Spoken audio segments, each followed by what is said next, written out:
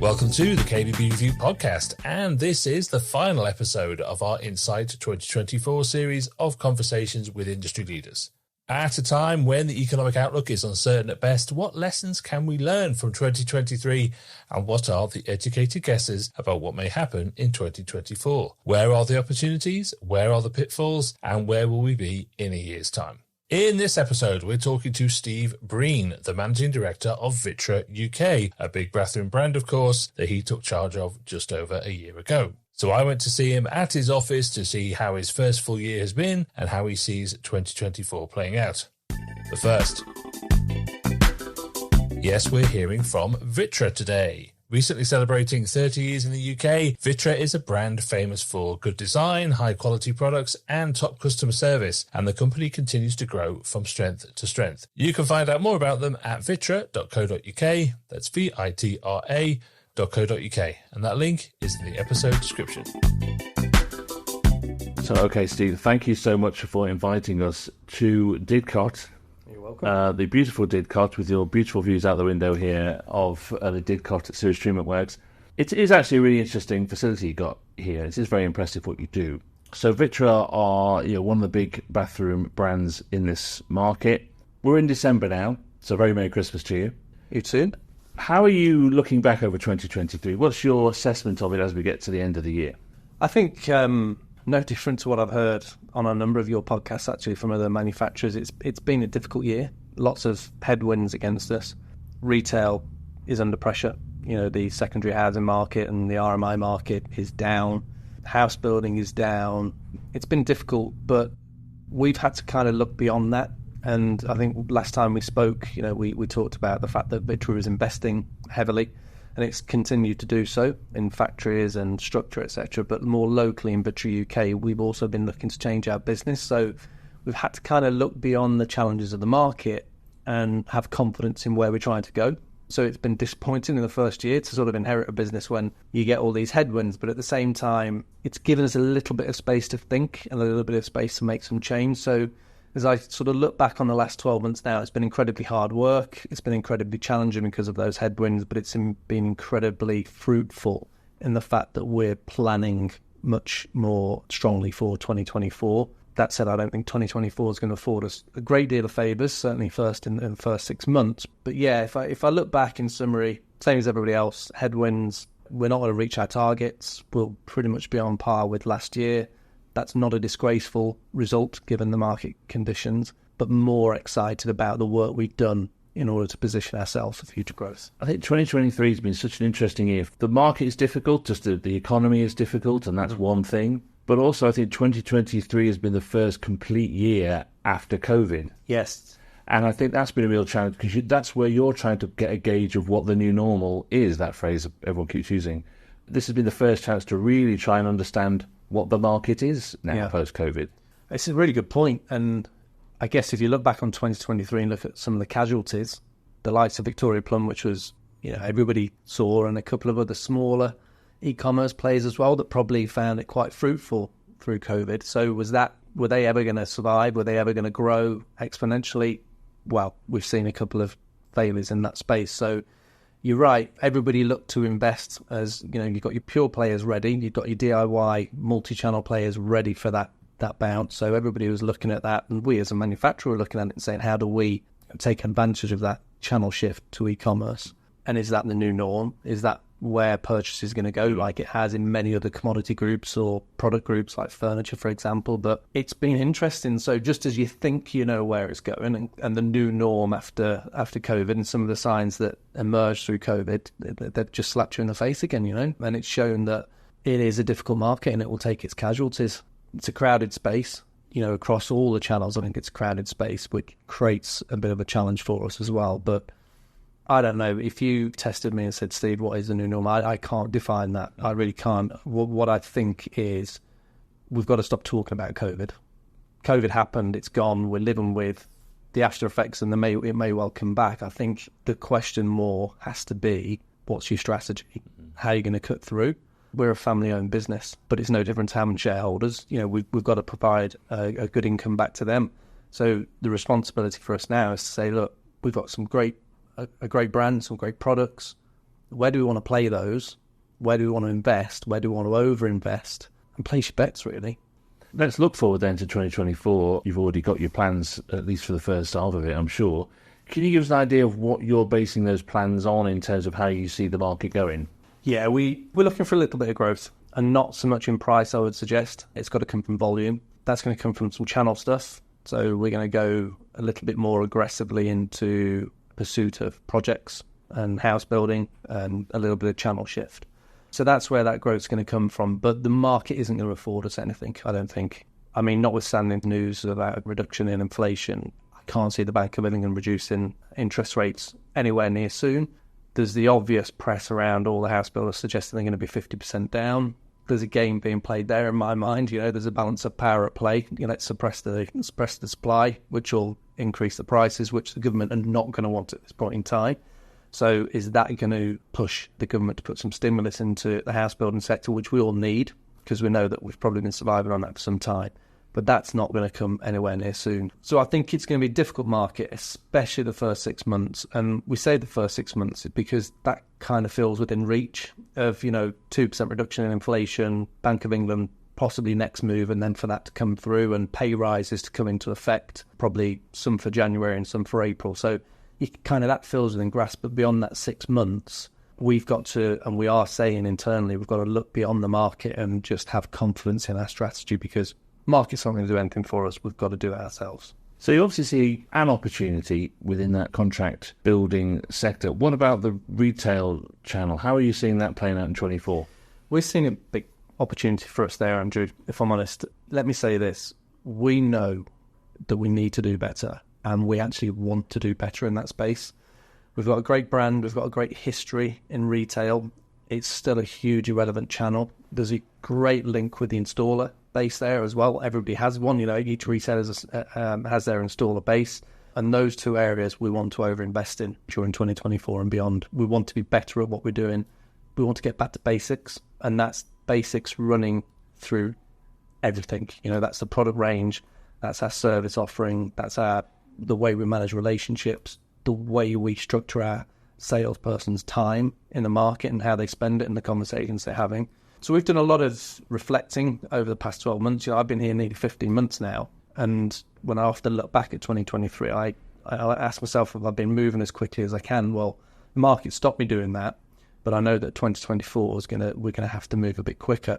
And we're going to move a bit quicker because actually those reflections that have taken place has meant that we've asked a lot of questions about ourselves internally, but we've also asked a lot of questions about ourselves from our customer base. So we conducted a big piece of research in the independent space, and they've told us what we need to do better. We've listened to that. We've engaged with our distribution base as well, and they've told us what we need to do better. And we're pretty confident in what we're going to be doing in 2024. We'll start cutting through, and the retailers will see that we were investing in them, and we've got a real drive to invest in them. I think it's really interesting with big bathroom companies because you do have this kind of multi-channel approach, probably more than kitchens do. We obviously have a big part of your market is construction, house building, contracts, etc. Then you have this retailer channel. Now, the retailer channel requires more attention, investment. It is much more face-to-face. It is much more one showroom at a time. Yeah. But it does give you this really solid foundation of business. Yes. It doesn't fluctuate anywhere near as much as contracts does, and it is nowhere near as susceptible to economic headwinds as those big construction channels are. Even though big projects, if you secure a big project, it's a big business. So it is a really interesting mix of what you can control and what you can't control. I think you're right. There is a resilience in that area. And you're right, and the deltas, or the impacts, if you like, of the way the market changes are probably less felt in the independent space. If you're doing the right things, of course. If you're not, they can be felt quite heavily. So you're right. We will never turn away from retail, regardless of where the market goes, because in order to sell your brand and your products, that's a conversation that's taken place. There's a big drive, and one of the things we're going to be doing in an independent space is helping them with that journey, the consumer journey. The BMA did the recent installer research, and we've done our own research as well about where the consumer journey starts. And there's a digital aspect to that. And, this is why in some brand research studies you see Victorian Plumbing and B&Q at the top of the mind recall because of their digital space. So we need to help them digitally tell the story. But the beauty of the retail channel, beyond everything else that we deal with, is there's somebody talking about our product and brand every day to a consumer. We cherish that. But then we want to back them up. If they're making that effort to talk about our products and our brand, we want to back them up with the right service and the right range and the right proposition into the market. So that's where we want to do better. We're confident of the work we've been doing over the past sort of 6 to 12 months. We're confident we can do that. One of the things we do know is going to happen in 2024 is an election, a general election. So I'm wondering what you as a business leader, what do you want to see in the manifestos from the main parties? What would you like to see promised from those politicians? Cool. Big question. I mean, outside of, an investment in health and education, I want to bring it back to the selfish nature of business. I'd like to see them put some stimulus into house building. It's needed for the obvious reasons, but the secondary housing market that it drives, which is the fertile ground for our independent retail group to take care of. So I'd like to see them put some stimulus into that. And also just get clearer and faster at the legislative changes that they're driving to help us as manufacturers get there a little bit quicker as well. It can be hugely distracting and expensive for us to keep up with a lot of these regulations. But when they're drawn out and not decided as quickly as they should be, that causes some griefs. But first and foremost, Andrew, it's the stimulus into house building, because that will drive a lot. Get inflation under control, which, we can't run too quickly in. But get inflation under control, release the interest rates a little bit, get that housing market moving, get a bit more of a stimulus into affordability of housing, and that secondary market comes. So that's where we would like to see it. If you were a retailer, what would be the first thing on your list for 2024? What would be the top of your list for something that you have to think about, plan for, be aware of? What would be the number one? Wow, that's a huge question. Apart from an invitation from us to come and see us at KBB. Well, after that, what underneath that in the inbox? I think they've got a plan for the bounce back a little bit. It's going to come. I wish I could tell them when it was going to come. But again, we talked about this last time, this self-fulfilling prophecy. There is a resilience in that market. I hope that independent retailers continue to think about that resilience, because, weather this storm and the bounce back is going to come. So be prepared for that. And how can you be prepared for that? Make sure you've got the right content to talk about. Make sure you've upheld your service, because I think this is where the independent retailer can cut through all the developments in other channels. They're talking to customers. They're able to offer that design service, that personal service. A lot of their business is word of mouth. There's a strong reputation there for them. Major on that. So, I would put that to the sort of top of my priorities as a retailer. Weather the storm and be confident in your strengths group. You said it as well, that it's a very crowded market, the bathroom space. And I think one of the strengths of independent retailers, as you say, is that they are independent. They are very good at identifying what their USPs are, what their differentials are. What do you think companies the size of yours can learn from those kind of retailers? I think what we can learn is around focus. We can get lost in our own complexity sometimes, and that's been one of my observations of a number of businesses I've worked in, but certainly this business over the last 12 months. And what I mean by that complexity is we can get lost in the complexity of aspiration. We design and manufacture some beautiful products. The reality is, do they sell? Where retailers are very, very good is they look at their showroom space and they will only put stuff on that they believe they can sell. It sounds very, very basic, but as you look around the bathroom industry, there is a super wide range of products, and you often look and go, well, what actually sells? And there's a mid-range actually that is the bread and butter. And I think retailers are very, very good at honing in on that, understanding what sells. I think sometimes we as manufacturers try and push them in different directions, and sometimes they come along with us as well. And we have to look at that and say, well, have we done them a good service there or an injustice? So focus around selection is key, and take some of the complexity out. And I would say customer centricity. These independent retailers, as I said before, work a lot on word of mouth. They're only going to get that through offering a fantastic service. And that starts from the moment that consumer walks into the store to the after sales, to the after service, and we need to learn from that as well. Again, it sounds obvious, but we just need to get thinking about the end customer. And because if we think about the end customer and the dream of creating a new bathroom space in their home, because it's their home and the personal nature of that, then we think differently about solving that out of stock. Do you know what I mean? Rather than this is a unit that's out of stock and it's come up on a list that's come out of SAP. No, this is a consumer's bathroom that is not getting completed in their home until we sort it out. And I think the independent space are brilliant at connecting with their customer, and that's where we can learn from the independents.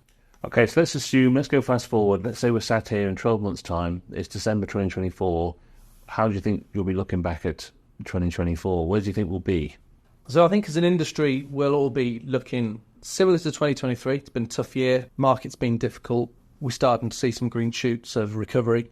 I'm not going to bet on whether that's going to come from a change of government or whether it's just come from natural evolution. But I think the market will start to recover. And certainly as a business, when we talk at the board level, we're talking about 2025 being the true recovery. As VitrA, I think we're going to be looking back on 2024 and saying, wow, that investment that we've made in the independent retailer is starting to pay off. We're seeing much more loyalty. We're having better conversations. And I think our business will have grown. I cannot sit here and think that the efforts we've been putting in the last 12 months won't pay off in 2024, regardless of market conditions, because we're thinking about the customer first now. We've changed the way we work here massively. Just the type of meetings we have, the type of conversations we're holding are more about the customer every single day. So I have to think that in December 2024, we're celebrating a much more successful year in terms of sales level, but the quality of sales and the future of our relationships with all the channels we're playing, but fundamentally the independent retail channel where we want to invest quite heavily next year. Well, look, Steve, thank you for your time today. Thank you for inviting me here to Didcot. Thank you. And have a very Merry Christmas and Happy New Year. You too.